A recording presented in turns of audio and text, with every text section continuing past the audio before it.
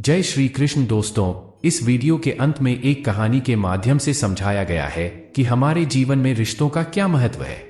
तो वीडियो को अंत तक जरूर देखना और चैनल को अभी तक सब्सक्राइब नहीं किया है तो सब्सक्राइब कर लो। तो चलिए शुरू करते हैं। अगर कोई इंसान अपने वक्त में से वक्त निकालकर आपको वक्त दे तो समझ लेना आप उसके लिए बेहद खास है। रिश्तों को वक्त पर वक्त देना उतना ही जरूरी है जितना पौधों को वक्त पर पानी देना।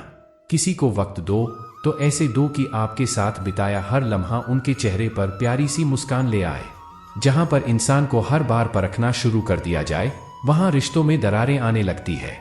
इसलिए कोई भी इंसान हो, परखने से ज्यादा उसे समझना जरूरी है। कमियां तो हर इंसान में होती है, पर उन कमियों को धीरे धीरे दूर करने का प्रयास कीजिए, ना कि अपने विचार उस पर थोपने लगे। अगर आप अपने विचार दूसरे इंसान पर थोपने लगोगे तो या तो वो इंसान आपसे झूठ बोलना शुरू कर देगा या फिर आपके रिश्ते में धीरे धीरे दूरियां बननी शुरू हो जाएगी। कई बार एक दूसरे की गलतियों को नजरअंदाज करना भी जरूरी है, क्योंकि बिना कमियों वाले इंसान को ढूंढोगे तो शायद अकेले रह जाओगे। कई बार जिंदगी में बहुत सोच समझ कर लिए गए फैसले भी गलत साबित हो जाते हैं। आपकी गलती होने के बावजूद भी अगर कोई इंसान आपको गले से लगा ले तो वो इंसान कहीं ना कहीं रिश्तों की अहमियत जानता है। बातों को अधूरी ही रहने देते हैं। सुना है बात पूरी हो जाने पर अक्सर लोग खामोश हो जाया करते हैं। इतने भी मत बदल जाना कि लोग तुम्हें पहले जैसा देखने के लिए तरस जाए। दूरी का एहसास तो तब हुआ जब मैंने कहा मैं ठीक हूं और वो सच मान बैठे। रिश्ते भी वही निभाए जाते हैं जहां कदर एहसास की हो, क्योंकि एहसानों के कंधों पर टिके रिश्ते ज्यादा देर तक नहीं चलते। क्यों होते हैं कुछ ऐसे रिश्ते जिनके चले जाने से हमारी मुस्कान भी चली जाती है। कुछ रिश्ते ऐसे होते हैं जिन्हें ना तो हम छोड़ सकते हैं ना ही अपना सकते हैं, और जिंदगी उसी से दूर करने की कोशिश में लगी हुई है। बातें ही ऐसी होती है जिससे इंसान दिल में उतर जाता है या फिर दिल से उतर जाता है। लम्हों को खूबसूरत बनाने के लिए ये मायने नहीं रखता कि आप कहाँ हो, बल्कि ये मायने रखता है कि आप किसके साथ हो। हम झुककर रिश्ता क्या निभाने लगे, लोगों ने उसे हमारी औकात समझ ली। रिश्तों के बीच दूरियां तब आती है जब इंसान अपनी जिम्मेदारियों को भी बोझ समझने लगता है। सच्चे और अच्छे रिश्तों की नींव परवाह से शुरू होनी चाहिए, ना कि वादों से। आजकल के रिश्तों का दौर ऐसा हो गया है कि आवाज देनी पड़ती है किसी की आवाज सुनने के लिए। ना जाने क्यों कुछ बेनाम रिश्ते भी रुकी हुई जिंदगी में जान सी डाल जाते हैं। हमारा थोड़ा सा वक्त क्या बदला, उन्होंने रिश्ता भी बदल लिया। अपने परिवार का साथ कभी मत छोड़ना, क्योंकि एक परिवार ही ऐसा होता है जो आपको आपकी कमियों समेत भी स्वीकार करता है। किसी इंसान को बार बार मत तोड़ना, क्योंकि फिर उस इंसान के हिस्से में आई खुशियां भी उसे खुश नहीं कर सकती। रिश्ता बनाने वाले की कमी नहीं है, आज के जमाने में अकाल तो रिश्ता निभाने वालों का पड़ा है। अकेले होने से इंसान अकेला महसूस नहीं करता। इंसान अकेला महसूस तब करता है जब कोई पास होकर भी उसके हाल से बेखबर हो। आंतरिक खुशी दूसरों को खुशी देने से ही महसूस होती है। परिवार के साथ खाना खाने से अच्छा कोई बेहतरीन समय हो ही नहीं सकता। जो आपके काबिल नहीं है उसके काबिल बनने की कोशिश भी मत करना। जिंदगी में हम कितने भी अमीर और कामयाब क्यों न बन जाए, पर हमें कहीं ना कहीं अपनों का साथ होना सुकून देता है। हम आर्थिक दृष्टि से तो मजबूत बन सकते हैं, पर अगर आप रिश्तों को अहमियत देते हैं तो आप कहीं ना कहीं गुम हुए रिश्तों को पाने के लिए बेचैन रहते हैं। अपनों का सहारा सबसे बड़ा सहारा होता है। आपको दिल से चाहने वाला कोई भी इंसान आपके बुरे वक्त में आपके साथ खड़ा रहता है तो कहीं ना कहीं वो वक्त गुजर जाता है, पर दुखों को अकेले झेलने वाला इंसान खुद को टूटा हुआ जरूर महसूस करता है। इसलिए एक दूसरे की कदर करें और अपने अहंकार को अहमियत ना देकर अच्छे से रिश्ता निभाएं। अपनी जिंदगी को इस तरह से जियो जिससे आपको खुशी तो मिले ही, बल्कि दूसरों को भी उससे ठेस ना पहुंचे। जिंदगी बहुत छोटी है, इसलिए सबसे मिलजुल कर रहिए। हम अक्सर ये सोचते हैं कि जिंदगी बदलने में बहुत समय लगता है, पर हम ये भूल जाते हैं कि बदलता हुआ समय हमारी जिंदगी बदल देता है। हो सके तो जिंदगी में खुद को बदल लो, दुनिया खुद बदल जाएगी। किसी ने बहुत खूब कहा है कि जब समय आपका साथ देगा तो हर कोई आपका साथ देगा।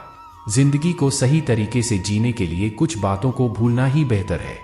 जो लोग दुख में आपके साथ कंधे से कंधा मिलाकर खड़े रहे, उन्हें अपने सुख में कभी मत भूलना। जब तक किसी इंसान को आपकी जरूरत ना हो तब तक उसके काम में दखलंदाजी ना करें। वक्त बहुत ही अनमोल चीज है। वक्त आपका है तो सब आपका, नहीं तो कोई नहीं। हमारे जीवन में माता पिता का क्या महत्व है, वो हम आपको एक कहानी के माध्यम से समझाते हैं। बहुत समय पहले की बात है। एक राजा के पास एक हष्ट-पुष्ट और सुंदर घोड़ी थी। वो उसे बहुत ही प्रेम करता था, उसका विशेष ख्याल रखता था। इसका कारण यह था कि युद्ध क्षेत्र में घोड़ी ने कई बार राजा के प्राणों की रक्षा की थी। ये घोड़ी की वफादारी थी जिसने राजा का दिल जीत लिया था। घोड़ी ने कई वर्षों तक राजा की सेवा की और वफादार बनी रही। जब उसकी उम्र हो गई तो उसकी जगह उसके बेटे ने ले ली। घोड़ी का बेटा हष्ट-पुष्ट था, मगर उसमें एक खामी थी, वो जन्म से ही काना था। इस बात को लेकर वो हमेशा ही दुखी रहता था। एक बार उसने घोड़ी से पूछा, माँ, मैं काना क्यों जन्मा? उसकी माँ ने बोला, बेटा, जब तू मेरे गर्भ में था उस समय एक दिन राजा मेरी सवारी कर रहे थे और मेरे कदम लड़खड़ा जाने पर आवेश में आकर उन्होंने मुझे एक चाबुक मार दिया था। शायद यही कारण है कि तू काना जन्मा। ये सुनकर काने घोड़े का मन राजा के प्रति क्रोध से भर उठा। वो बोला, माँ, राजा ने मुझे जीवन भर का दुख दिया है, मैं इसका प्रतिशोध जरूर लूंगा। माँ ने उसे समझाया, नहीं बेटा, राजा हमारा पालक है, उसके प्रति प्रतिशोध की भावना अपने हृदय में मत ला। क्षणिक आवेग में राजा को क्रोध आ गया और वो स्वयं पर नियंत्रण नहीं रख पाया। इसका अर्थ ये कतई नहीं है कि राजा हमसे प्रेम नहीं करता है, तो प्रतिशोध लेने का विचार अपने हृदय से निकाल दे। मां के समझाने पर भी काने घोड़े का क्रोध शांत नहीं हुआ। वो राजा से प्रतिशोध लेने का अवसर ढूंढने लगा। बहुत जल्द उसे ये अवसर मिल भी गया। राजा युद्ध के मैदान में काने घोड़े पर सवार था। उसके और उसके पड़ोसी राज्य के राजा के बीच घमासान युद्ध छिड़ा हुआ था। तलवारबाजी करते करते अचानक राजा घोड़े से नीचे गिर पड़ा। मौत उसके करीब थी। काना घोड़ा उसे इस हाल में छोड़कर भाग सकता था, लेकिन उसने ऐसा नहीं किया। उसने स्फूर्ति दिखाई और राजा को फिर से अपनी पीठ पर बिठाकर उसके प्राण बचा लिए। वो खुद चकित था कि उसने ऐसा क्यों किया। जिस व्यक्ति ने उसे काना बनाया, उसने उसके प्रति वफादारी क्यों दिखाई, क्यों उससे प्रतिशोध नहीं लिया? ये प्रश्न उसने अपनी मां से पूछा।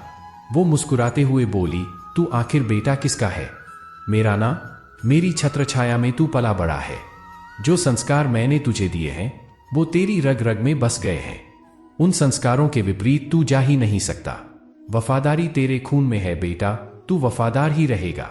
इस कहानी से हमें ये सीख मिलती है कि संस्कारों का आचरण पर बड़ा गहरा प्रभाव पड़ता है। जिन संस्कारों के साए में बच्चों का पालन पोषण होता है वो उसके अवचेतन में गहराई तक समाहित हो जाते हैं। ऐसे में वो अपने संस्कारों के विपरीत जा ही नहीं सकता। संस्कारों का सबसे बड़ा आधार परिवार है, जहां से संस्कारों की नींव बनती है। हर माता पिता की जिम्मेदारी है कि वो अपने परिवार को अच्छे संस्कार की नींव दे। अच्छे संस्कार के परिवार का व्यक्ति संस्कारी बनेगा और अपने कर्मों से समाज में सदा सम्मान पाएगा।